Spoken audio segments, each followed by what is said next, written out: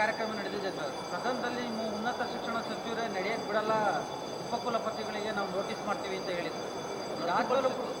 ಉನ್ನತ ಶಿಕ್ಷಣ ಇಲಾಖೆ ರದ್ದು ಮಾಡಿ ಅಂತ ಮೇಲೂ ಕೂಡ ಕಾರ್ಯಕ್ರಮ ಮಾಡಿದೆ.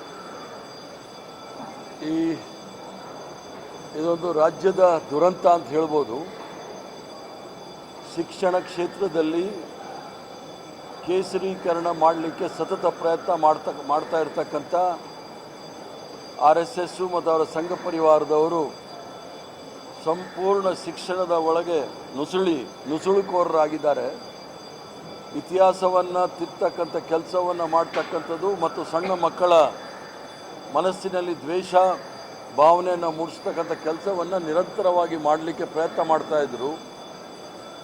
ಮೊನ್ನೆ ನಡೆದಂಥ ಘಟನೆ ಸದನದಲ್ಲಿ ರಮೇಶ್ ಬಾಬುರವರು ಈ ವಿಚಾರವನ್ನು ಪ್ರಸ್ತಾಪ ಮಾಡಿದಾಗ ಸದನದಲ್ಲಿ ಒಕ್ಕೊರಲಿಂದ ಎಲ್ಲ ಕಾಂಗ್ರೆಸ್ ಪಕ್ಷದ ಸದಸ್ಯರು ಆ ಒಂದು ವಿಶ್ವವಿದ್ಯಾಲಯದ ಉಪಕುಲಪತಿಯವರ ಮುಂದೆ ಅವರ ವಿರುದ್ಧ ಕ್ರಮ ತೆಗೆದುಕೊಳ್ಬೇಕು ಅಂತೇಳಿ ಭಾಳ ಸ್ಪಷ್ಟವಾಗಿ ಹೇಳಿದರು. ಮತ್ತು ರಾಜ್ಯ ಉನ್ನತ ಶಿಕ್ಷಣ ಸಚಿವರು ಸಹ ಆ ಕಾರ್ಯಕ್ರಮವನ್ನು ರದ್ದುಗೊಳಿಸಬೇಕು ಅಂತೇಳಿ ಸದನದಲ್ಲಿ ನಮಗೆ ಆಶ್ವಾಸನೆ ಕೊಟ್ಟ ನಂತರವೂ ಸಹ ಅಲ್ಲಿ ಕಾರ್ಯಕ್ರಮ ನಡೆದಿರೋದು ನೋಡಿದಾಗ ಸಂಪೂರ್ಣವಾಗಿ ಸಂಘ ಪರಿವಾರದ ಕಾರ್ಯಕರ್ತರು ಮತ್ತು ಪ್ರಚಾರಕರನ್ನ ಕರೆದು ಕಾರ್ಯಕ್ರಮ ಮಾಡಿರ್ತಕ್ಕಂಥದ್ದು ನೋಡಿದಾಗ ಇದು ರಾಜ್ಯ ಸರ್ಕಾರದ ವಿರುದ್ಧವೇ ಪಿತೂರಿ ಮಾಡಿರ್ತಕ್ಕಂಥ ಈ ಒಂದು ಸಂದರ್ಭದಲ್ಲಿ ಆ ಒಂದು ಉಪಕುಲಪತಿಯವರು ಕರ್ನಾಟಕ ರಾಜ್ಯದ ವಿಧಾನ ಪರಿಷತ್ತಿನ ಏನು ಒಂದು ನಿರ್ಣಯ ಇತ್ತು ಅದರ ವಿರುದ್ಧ ನಡ್ಕೊಂಡಿರೋದ್ರಿಂದ ಅವರ ವಿರುದ್ಧ ಹಕ್ಕುಚ್ಯುತಿ ಮಂಡನೆ ಮಾಡಿ ತತ್ಕ್ಷಣ ಅವ್ರನ್ನ ಸಸ್ಪೆಂಡ್ ಮಾಡಬೇಕು ಅಂತೇಳಿ ನಾನು ಆಗ್ರಹ ಮಾಡ್ತೇನೆ.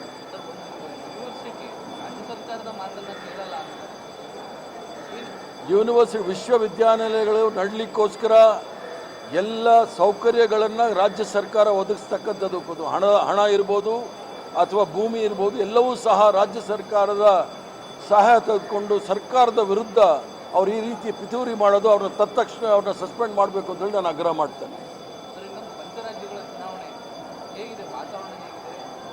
ಪಂಚರಾಜ್ಯದಲ್ಲಿ ಚುನಾವಣೆಯಲ್ಲಿ ಭಾರತೀಯ ಜನತಾ ಪಾರ್ಟಿಯವ್ರದ್ದು ಎಲ್ಲೂ ಏನೂ ಇಲ್ಲ.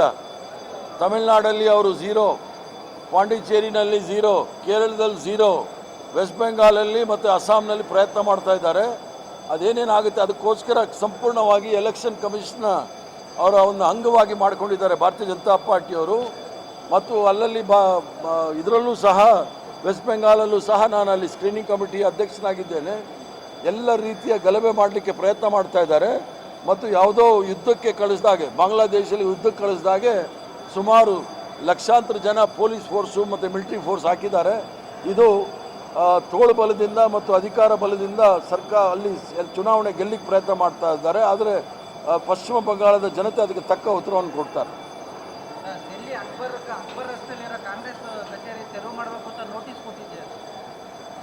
ಈಗ ಭಾರತೀಯ ಜನತಾ ಪಾರ್ಟಿಯವರು ಎಷ್ಟು ಜಾಗದಲ್ಲಿ ಅವರು ಕಚೇರಿಗಳನ್ನ ಇಟ್ಕೊಂಡಿದ್ದಾರೆ ಅಂತ ನೋಡಬೇಕು. ಕರ್ನಾಟಕ ರಾಜ್ಯದಲ್ಲೇ ನೋಡಿ ಎಷ್ಟು ಜಾಗದಲ್ಲಿ ಅವರು ಜಾಗಗಳನ್ನ ತೆಗೆದುಕೊಂಡಿದ್ದಾರೆ ಅಂತ ಹೇಳಿ. ಚಾಣಕ್ಯ ಯೂನಿವರ್ಸಿಟಿ ಅಂತ ಹೇಳಿಬಿಟ್ಟು 106 ಎಕರೆನ 50 ಲಕ್ಷ ರೂಪಾಯಿ ತಗೊಂಡಿದ್ದಾರೆ. ಆ ರೀತಿ ಭಾಳಷ್ಟು ಅವ್ಯವಹಾರ ಮಾಡಿರ್ತಕ್ಕಂಥ ಈ ಸಂಘ ಪರಿವಾರದವರು ಕಾಂಗ್ರೆಸ್ ಪಕ್ಷದ ಹಳೆಯ ಕಚೇರಿಯನ್ನು ಖಾಲಿ ಮಾಡಿಸ್ಲಿಕ್ಕೆ ನೋಟಿಸ್ ಕೊಟ್ಟು ಪ್ರಯತ್ನ ಮಾಡ್ತಾ. ಇದಕ್ಕೆಲ್ಲ ನಾವು ಜಗ್ಗವರಲ್ಲ ಬಗ್ಗವರಲ್ಲ.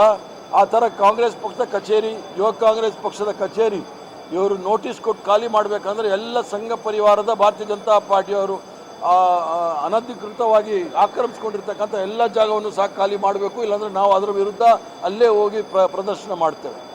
ಕಾಂಗ್ರೆಸ್ನ ಹಿರಿಯ ನಾಯಕರು ಸ್ಪೀಕರ್ ಅವರು ಸರ್ಕಾರದ ಮಧ್ಯಮಾವಧಿಯಲ್ಲಿ ಗ್ರೂಪ್ ಫೋಟೋ ತೆಗೆಸಿದ್ದಾರೆ ಸರ್. ಅದೇನು ಸ್ಪೀಕರ್ ಬದಲಾವಣೆ ಸಂದೇಶನ ಅಥವಾ CM ಬದಲಾವಣೆ ಸಂದೇಶನ? ಯಾವ ಬದಲಾವಣೆ ಸಂದೇಶ ಇಲ್ಲ.